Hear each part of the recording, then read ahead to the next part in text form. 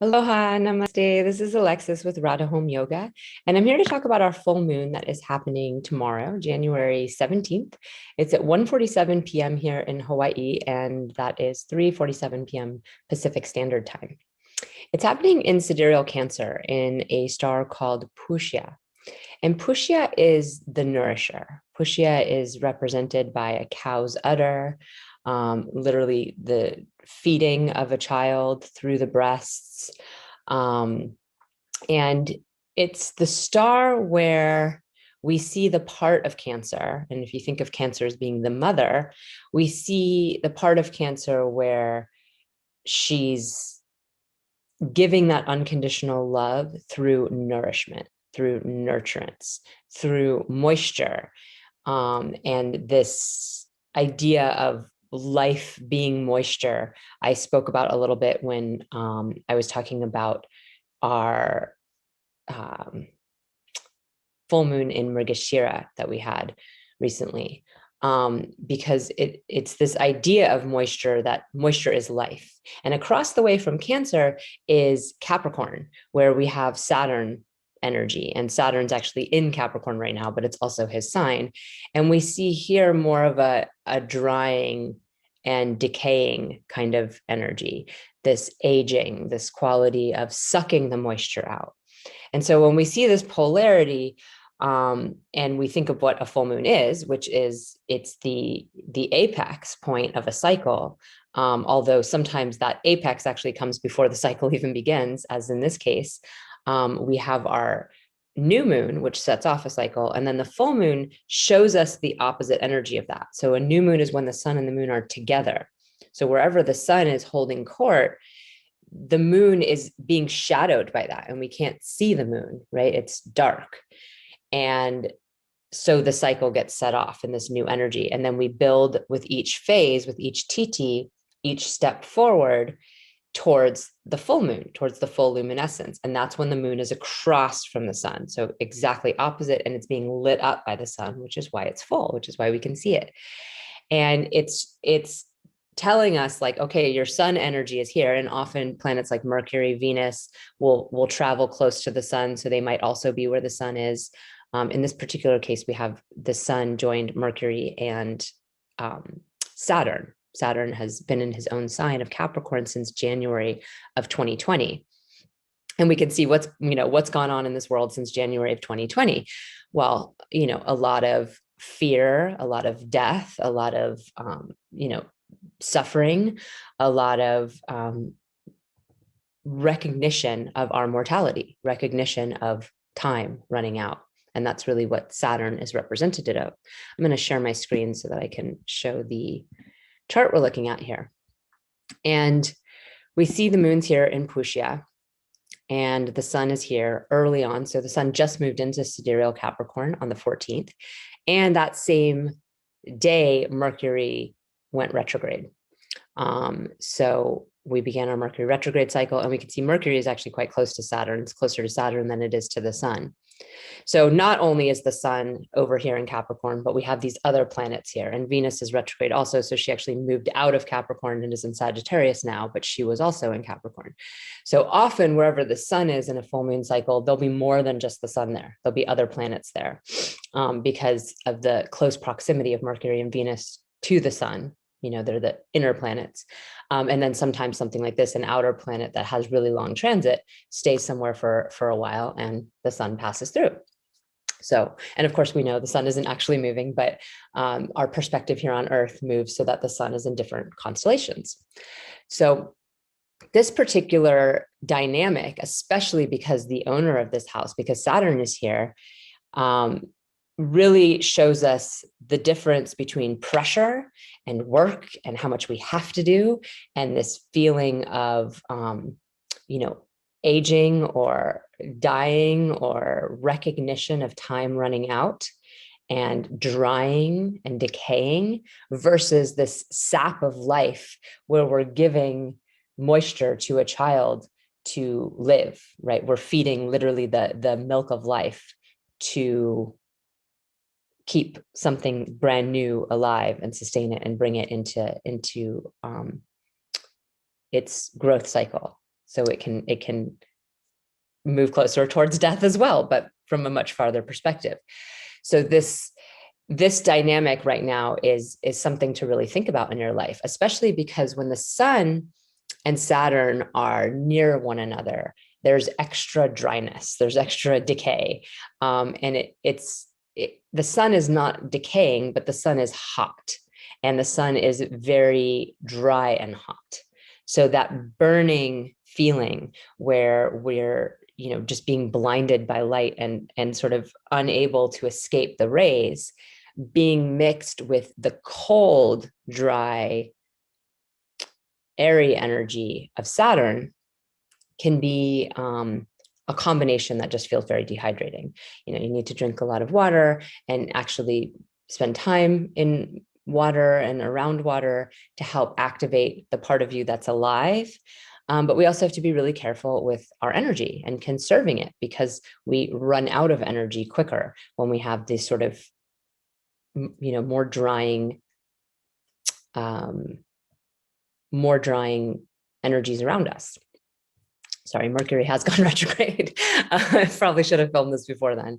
My capacity to get words out is a little limited, but I will do my best. So these planets are also giving drishti to the moon, right? So we have our moon here in Cancer showing us, well, there's something different. It doesn't have to be all pressure. It doesn't have to be all decay. It doesn't have to be this time, this super heightened awareness of time that we often have in Capricorn at all. So any of the planets being in Capricorn have that pressure that Saturn brings. Like there's only so much time, you have to survive.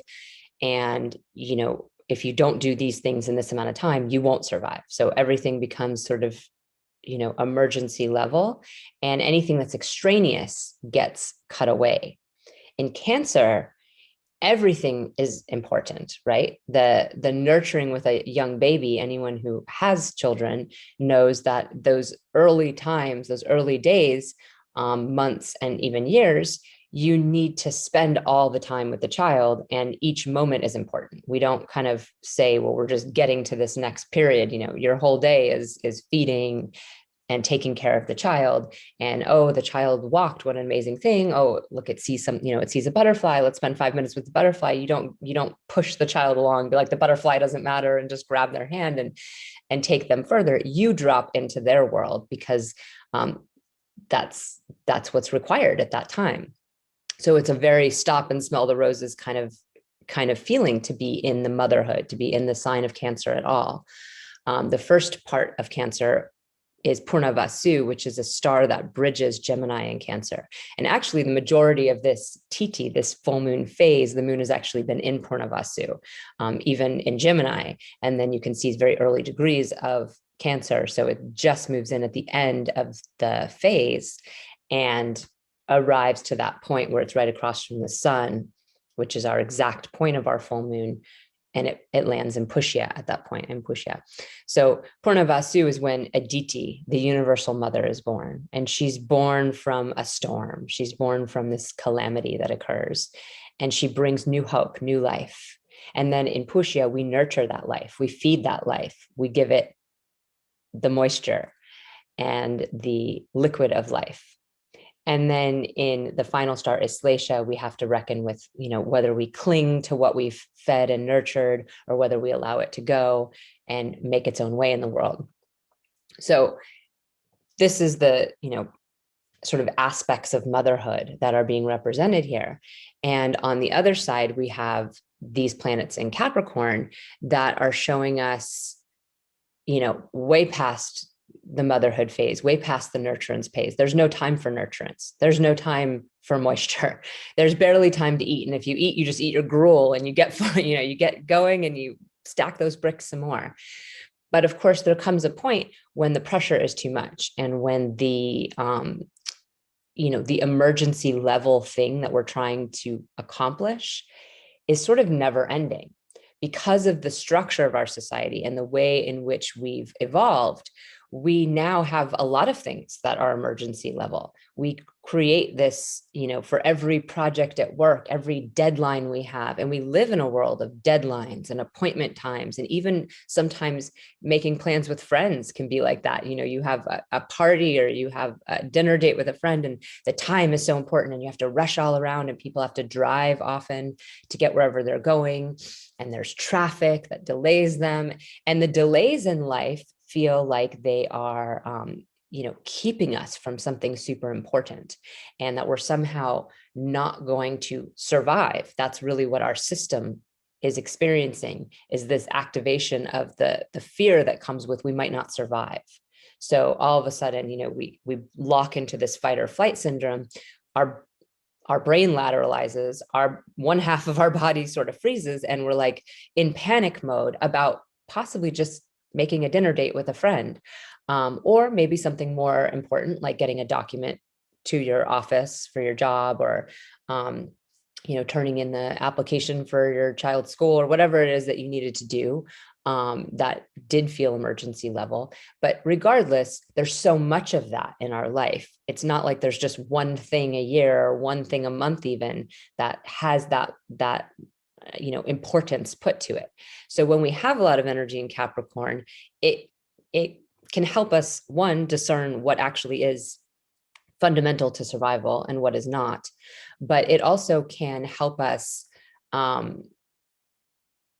feel that there's so much pressure, that there's so many things we have to do, that everything's emergency level, that we actually can't do it. Like there's a point where your body breaks down. And this is what, people who are aging will tell you, but even somebody who's passed through 30 or 40 can tell you that as you move farther away from your youth, it takes longer to heal, or your body will just shut down and force you to rest. If you get sick, or if you, hurt your back, or you injure yourself in some way, it can be hard to heal. And your body literally forces you to take rest. And that's what ends up happening in Saturn signs, is that we get to the point where we've worked so hard and we've emergency leveled everything, and we have not stopped to nourish ourselves and take care of ourselves. And as a result, our body quits, and we now have no choice. Now we're laid up in bed, and we have no other option. So this is that polarity, this dynamic we're working with. And when we have a retrograde planet here, especially Mercury, who's going to delay that text, your document is not probably going to get to the office on time. You're not going to meet the deadline. You're going to be late for your appointment. That forces us to really accept our limitations and accept what we cannot do anything about. And it can be really frustrating if we don't adapt to that mindset. If we don't allow ourselves to say, we're not going to get it all done, or it is going to be late, or, hey, I need to stop and have some nourishment right now, we're going to increase our stress, increase our hardship on our body and on our being. And we're also still not going to get where we wanted to get, because at some point there's just a limitation that's imposed that we can't do anything about. We can't overcome it with our will, or with, by heightening it to an emergency level in our brain, whatever our tactics have been in the past to force this thing through. It just isn't going to happen, because this is retrograde. And we also, have Venus retrograde as well. So, not only is Mercury our communication planet and Venus our relationship planet, so they represent these areas of our life that are very relational, right? Venus is literally our relationships, and Mercury is our communication, which is fundamental to our relationships. So, this can trip up things in our engagement and interactions with people. And of course, it's not just, intimate relationships or even friendships. This can be work relationships, and how we are dealing with the people in our emergency level world that we're living in. So that's something to understand. But also it's something to understand that 2 of the 12 rising signs are ruled by Mercury, Gemini and Virgo. And 2 of the 12 rising signs are ruled by Venus, Taurus and Libra. And so for these 4 people, it's also their ruling planet, right? And for everybody else, it rules something else in their chart. For Jupiter people, Pisces and Sagittarius, Mercury is their 7th lord. For Mars people, Aries and Scorpio, Venus is their 7th lord. So it has to do with their partners, their relationships, and things like that. So it's it's important to understand how many ways these transits can affect us, and also to not put them on such a high level where we're now putting Mercury retrograde on emergency and creating a lot of drama around that. It's a time to just understand what's happening and work with it, work with those energies. Retrograde periods are times of review. They're times when we are going back over old things. If there's old paperwork or old documents or communication that you haven't been taking care of, that's going to come back up, just like old relationships from the past will come up when Venus is retrograde. It's a time to slow down, to really stop and think about what you mean to say and do, and how best to communicate that. It's a time to listen. Retrograde Mercury is one of the best times to learn the art of listening. And we are so unused to doing that. Again, it becomes emergency level, that we say what we have to say and that our words get heard. And the internet has exacerbated this quite a bit. But if we could just stop and take a moment before we speak, we might even find that we don't need to speak at all. Maybe somebody else says what we're saying, or maybe the next thing that we hear adjusts our thoughts in such a way where we no longer have that trigger point that what we need to say is so important and so emergency level. And we can save a lot of arguments and just a lot of time that gets used up in misunderstandings and miscommunication when we're not careful and when we don't take the time we need. Mercury is beginning this retrograde cycle in Shravana, and we see Saturn is in Shravana as well. This is about listening. This is listening deeper. This is not just stopping and hearing your friend's story and empathizing and nodding. This is listening beneath the surface and finding the deeper spiritual meaning in it.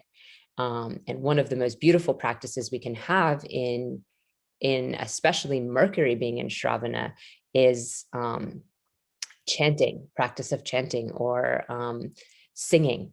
If you have, an embarrassment or struggle around your voice or anything that, you feel like you have trouble sharing through musicality, this can be a time to explore that. And you can do it in the privacy of your own home. You don't need to go out into the world and be on stage sharing your song, but just practicing that art of using the throat chakra and the heart chakra in unison, because so much of what we speak is either coming from this sort of fear place, this survival place of, if I don't say this thing, I'm going to die, or what I want isn't going to happen and I need it to happen, or coming from this very heady place where it's our thoughts and our opinions and what we think about things or what we believe about things. But when we connect the heart and the throat, then when we're speaking, we're coming from a place of love, and ultimately everything else becomes secondary to that. And that's not something we're taught in our society. We're taught much more of this Capricornian stuff. We're taught everything's important, should be functional. The most important thing is survival, not to take the time to nurture and be compassionate. And at this point in time, many, many children are raised without that nurturance as well, because their parents are under that same level of pressure that everyone else is. And it can be so hard to just get through a day, let alone take that time and sit with it. But what we notice when we do take the time to, nurture ourselves, nourish ourselves, whether that's taking a bath, whether that's going to some fresh water available or an ocean, a body of water that's available to you, or whether that's taking time with your actual child and getting down to their level, or your inner child and sitting with your feelings and your thoughts and your emotions, or, playing music, or whatever it is that you can do to nurture yourself. When we mother ourselves in that way, and we have that compassion for ourselves, everything else starts to melt away. So some of the issues that were so important that took up our time will melt away. If you've ever meditated before, you know that just taking that even 5 minutes, but maybe closer to 30 or an hour, 30 minutes to an hour of your day might seem like a huge chunk of time, especially to somebody who hasn't practiced before. But when you do begin to do that, everything else unfolds easier. A lot of the conflicts that you would have wasted your time on disappear. A lot of the struggles that you have because you were out of the flow of time, where you were pushing something through at a time that you thought it should be, or you were using your head instead of your heart, you end up wasting time on all these extra things along the way. And if you took that time in the morning, you'd be more aligned, you'd be more in the flow, and everything else that happened would feel like it was taking less time and running smoother. And so you wouldn't have so much to recover from. And I think that's one of the things that happens to us, is that we live our life over here. We have a real separation between work and play. And we work really hard and we do all our work, and then we can relax and we can play. We don't interweave enough of the restive, restorative, and fun into our everyday routines and allow them to be one and the same. But mother, the sign of the mother in Cancer, it's kind of like you have to do that when you're a mother, especially again of a young child, because it's like, poop is kind of emergency level, but at the same time, you don't, you have to be like sweet and friendly about it, and you want to be because it's your child. And then the next minute you're playing, and that moves into some other kind of stage of or period of time, and then feeding, the emergency level stuff of food and ridding your body of the remnants of that food is all the time. That stuff's happening all the time, and it is interwoven with naps and playtime and cuddles and silliness and all that other stuff, because it's just the way it works for children. So the more we can bring that idea of ourselves being like mothering ourselves and nurturing ourselves, the more we get some balance in this world of have to, there's pressure, there's time, these are the things these are the emergency level things in your life. So this is really what our full moon is teaching us. And it's being reflected, it's not just the reflection of the sun, but these planets are giving drishti to the moon as well. So we're seeing a gaze from Saturn and Mercury, as well as the sun on this moon. So it's not just the sun reflecting the light, it's Saturn reflecting the suffering and the fear and the constriction. But because Saturn's in his own sign, he's also showing us how to move beyond all of that. When Saturn is in high dignity, we're able to take all that pressure and all that fear and all that awareness of time and move past it and do something like meditate, because Saturn also gives us the power to be humble, the power to be committed to something, to actually do something, to roll up your sleeves and work, especially in Capricorn. It's a sign of a worker, of somebody who uses their hands and the earth and physical manual labor and tools in order to produce physical results. And so Saturn in this placement gives us that humility and that capacity to actually get some stuff done, and perhaps to meditate and move beyond time and transcend the pressures of society and the world around you, so that you can flow with it and not feel like it's pressure at all, just feel like it's part of your daily rhythm. So Saturn is giving both of those energies to the moon, but of course it can feel a little bit more pressure or fearful than just a moon in Cancer without Saturn staring at it. There can be an agitation and anxiety that exists. Mercury being retrograde is going to cause some of the anxiety and stress just from things not working, because the moon desperately wants to connect. We want to feel unconditionally loving. We want to feel as though we're safe and held and welcome wherever we are, just like a child is in their mother's arms, no matter what's going on. Children who are born in war-torn countries, their mothers are still cradling them while, bombs are dropping, because that's the safety that a child feels, even if it's false security. Even if the mother has really no security to offer the child at all, they still try. And the fact that they can, feed from their body and care for a child, in such a basic way, means that no matter what you're doing, you're still in that state of motherhood. So,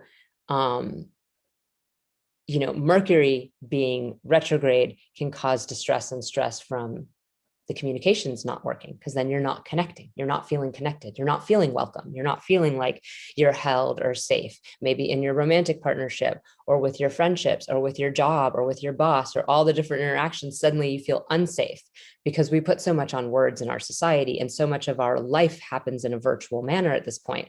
So, that text message that you got, whereas 20 years ago, no one would have been texting anyone.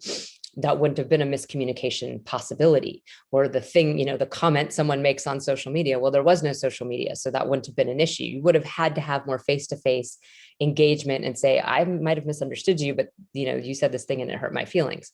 Now we have that many more ways to hurt someone's feelings, or to feel hurt and to feel unappreciated, to feel like we're not unconditionally loved, we're not safe. So that's something to just be aware of with Mercury being retrograde and Venus being retrograde as well. Like I said, those are relational planets. So having them both retrograde can trip up our relationships. So the message is, remember, don't take it personally. You can't, your text didn't get sent. Well, maybe theirs didn't either. You are jumbling your words right now. Maybe they are too. So remembering that whatever you're experiencing in these transits, other people are experiencing as well. And the sun, of course, always shines across from the moon in a full moon. So that's, that is that reflection period. But the sun itself in Capricorn is in the sign of his illegitimate son. The sun had a wife named Sanjna, who is consciousness, and she had a twin sister named Chaya, who's shadow. And she and the sun had an affair. It's a story, it wasn't just an affair that happened. Sanjana actually suggested that Chaya step in for her because the sun was so hot. As I said before, the sun is so hot and so drying and so piercing. As he shows us truth, as he illuminates truth to us, it burns and it doesn't feel good.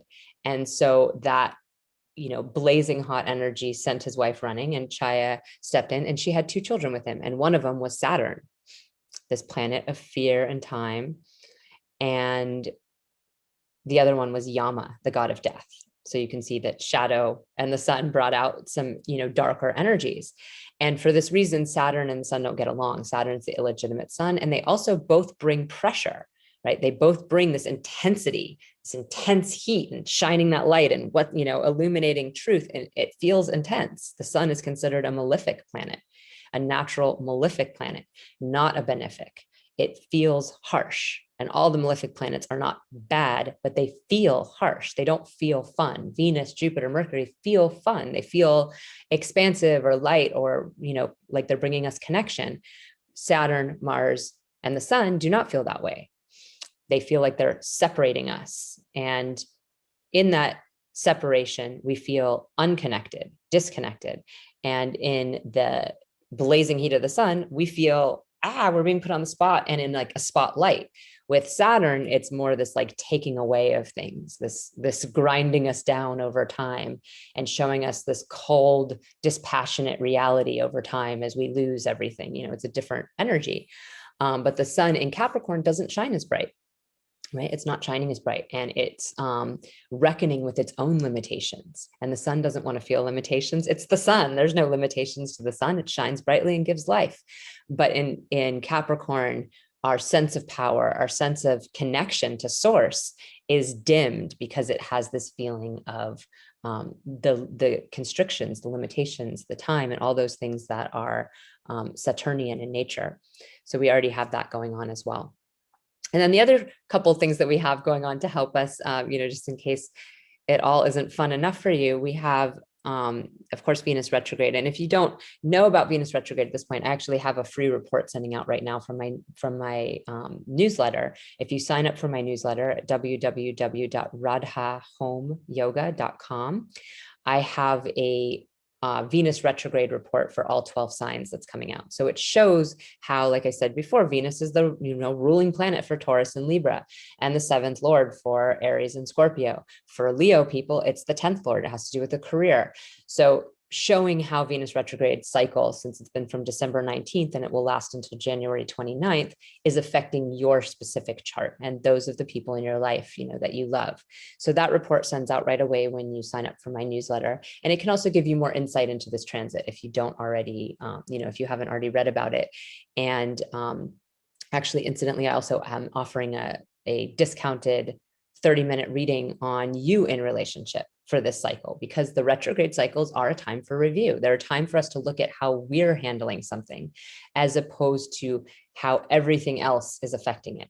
A lot of people want to have relationship readings where they're compatibility readings, and I am going to have a special coming up for that soon too.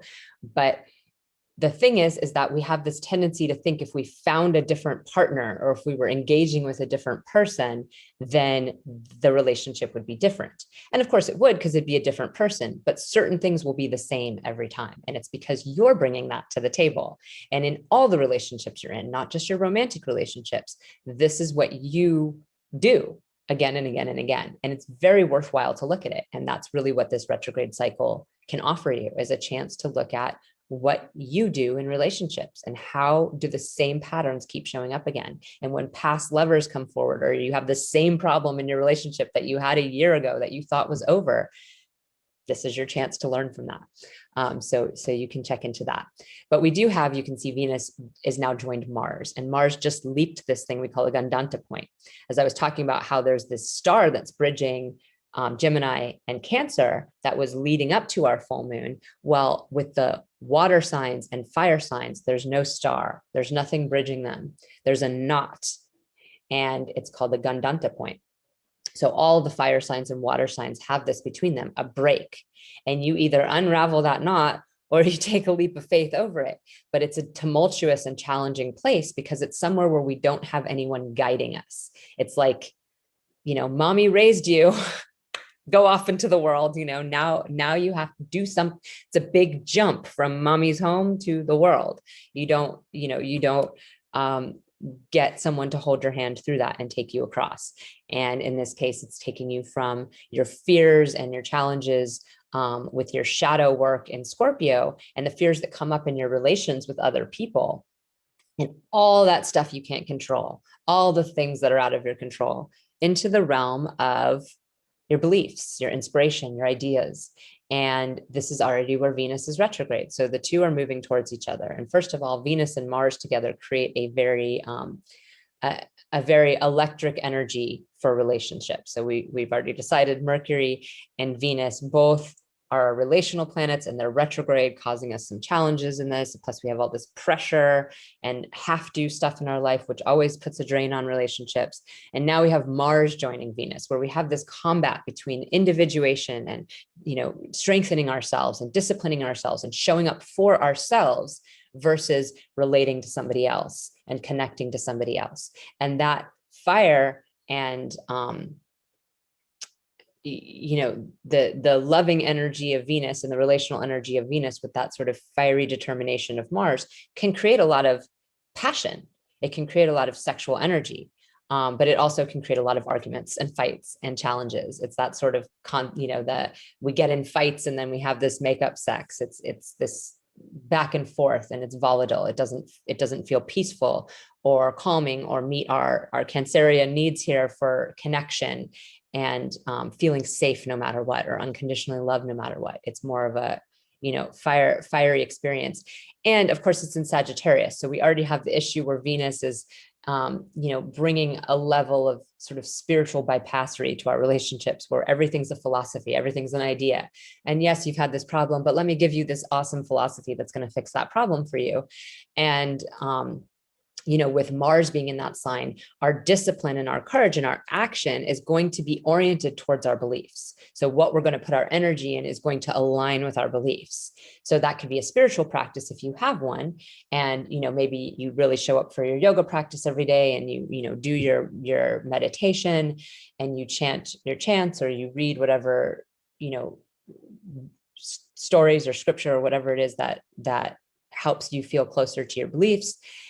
And then, there's this relationship thing that's like in the way. So either you have that kind of connection in your relationship and you do those things together, or you end up just spending less time with your partner and, having to go through all the doubt and worry and stuff around that. That's already occurring for these other reasons that I've described. But Mars in itself, crossing the Gandanta point, it's going to be basically ended by the time this full moon on the 17th. We see it's at 106. The Gandanta point is 1 degree in and 1 degree out. So the last degree of Scorpio, the first degree of Sagittarius. So we see by this full moon, we'll already have passed through the Gandanta and Mars will have made it. But one other thing to recognize here is that it begins in the star of Mula. And Mula is the part of Sagittarius where we rip things out by the roots, anything that's not working. So when we face our fears boldly here, and Mars was joined the South Node. So there was a lot going on between the eclipse on December 4th and this period now when he's leaping into Sagittarius. A lot has occurred, and there's been a lot of energy spent in this house of Scorpio, where we've really had to, warrior up and go deep down into our shadow work. In that, we found things that weren't working that we were doing. And in Sagittarius, in this first star of Mula, we rip it out. We say, that didn't work. That didn't work. But we have to be careful not to throw the baby out with the bathwater. We have to be careful not to just wildly rip things out without, being really sure that that's what we should be doing. And since Venus is in retrograde and Mercury is now also in retrograde, there's a lot of review. There's a lot of things we've been reviewing in our lives and possibly around relationships. So this could be the feeling of like, okay, let's just rip this out right away. And it's, again, take that Mercury retrograde lesson, stop, slow down, take a moment, pause, make sure that you're not ripping something out that actually did have a lot of value, and just needed to be kind of trimmed or pruned and didn't need to be totally taken out. So be careful of that tendency as Mars leaps into Mula to just, explode a little bit. And like the goddess Nariti who rules that star, she's a goddess of chaos, and that chaos isn't going to help us anymore right now. And we have, one other factor that's sort of adding to the table here as far as how we might be handling what's up in our world. And that is that we are in a period of, we call Kala Sarpa Yoga, where all the planets are between the two nodes.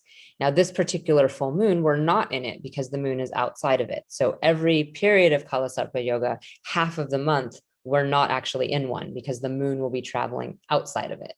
But when it's back inside of it, then all the planets are in between the nodes. And what this does is it puts us, the Kala Sarpa is like a time snake. That's what it translates to. And it's like a little, I'm trying to think of what those words are for something like that in a scientific sense, but it's like a warp. It's like a moment where everything feels different than it really is. And there's a lot of illusion and a lot of delusion and confusion that comes from that.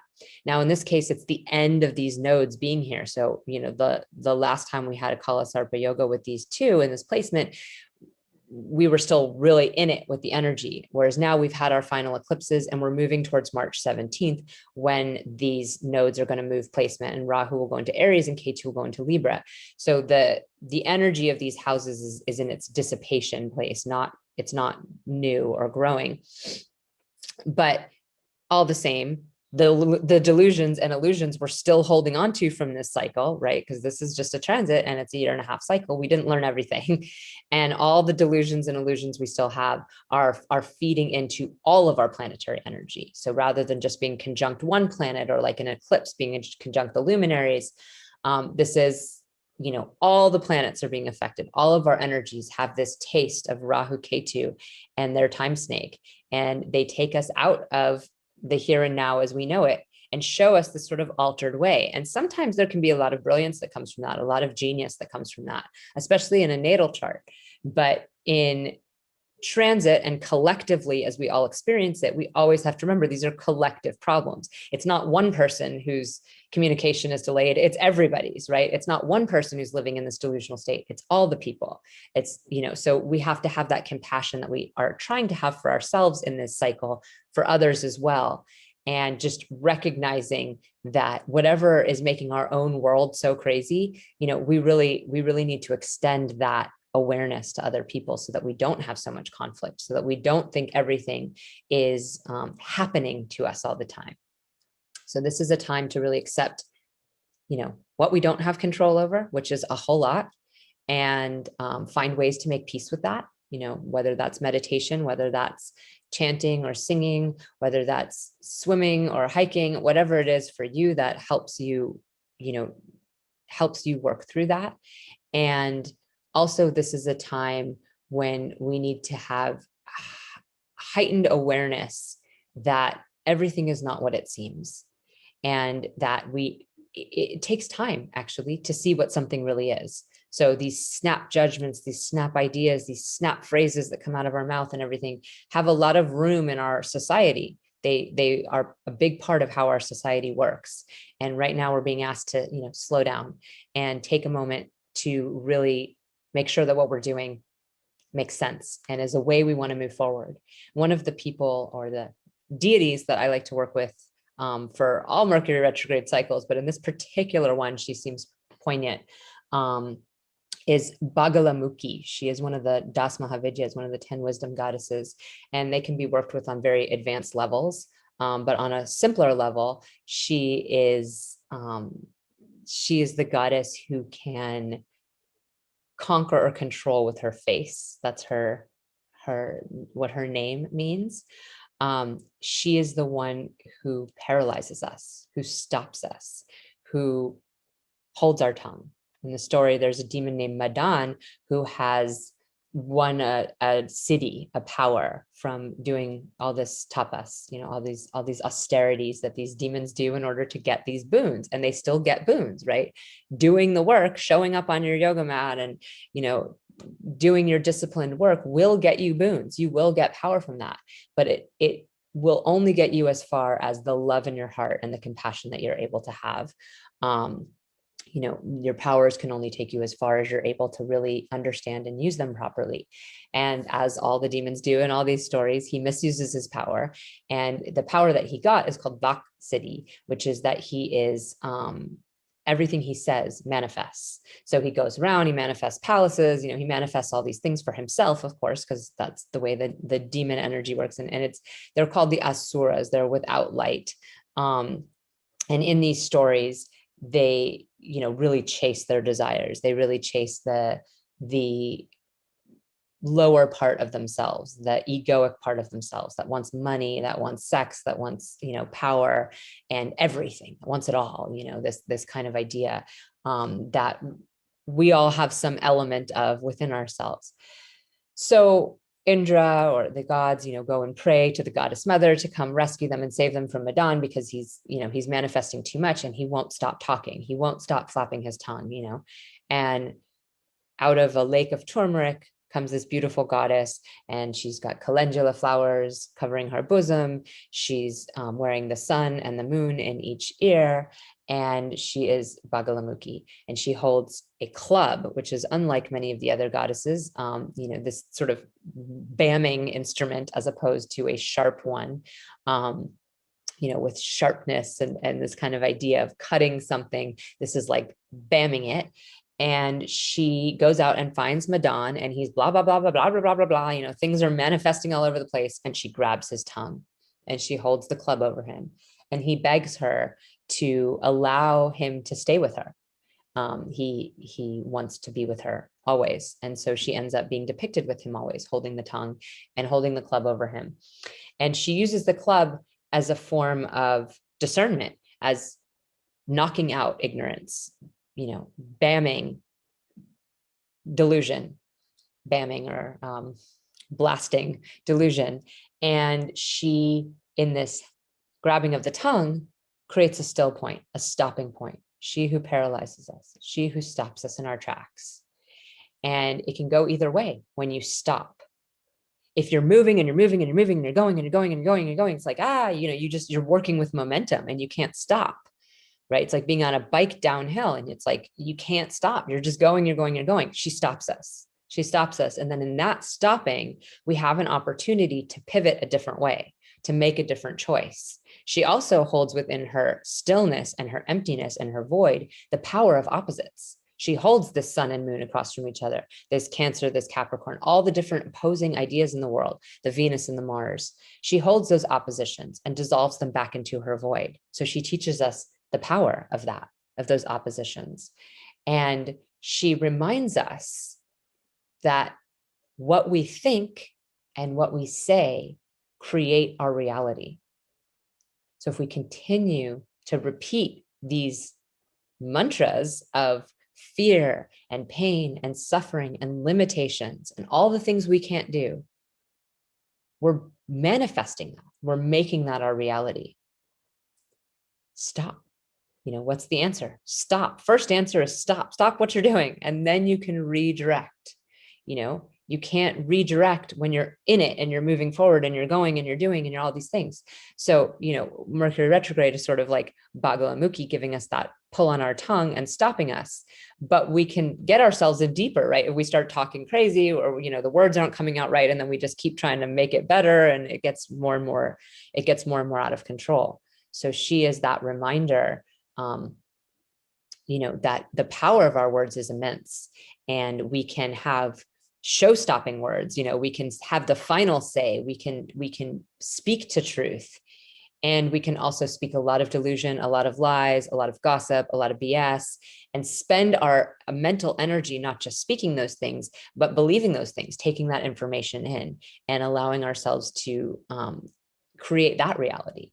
And so she reminds us to stop. And if that's stop and turn off your TV, stop and turn off your phone, stop and turn off your internet, stop and meditate, stop and check in with yourself and redirect. Stop the conversation if it's beginning to become a fight. Stop whatever you're doing. If you're typing off some kind of keyboard warrior thing to get mad at somebody, stop. What's the point of what you're doing? What are you getting? Are you getting somewhere you really want to get, or is it just so important to you to share that sentiment? And if the answer is that it's just so important to you to share that sentiment, then you have to, you have to ask yourself if there isn't some personal work to do on whatever it is that's triggering you about that. Because generally speaking, when we feel like we absolutely have to share our opinion on something, we are triggered. So that is something to look at and think about. And I don't want to, go any further on this, because I'm going to take the Bagalamukhi lesson and stop, and wish you blessings on your full moon in Cancer, and that you are able to nurture yourself in some way, and able to nurture your inner child and have compassion for yourself and others. And I will see you again real soon. Namaste.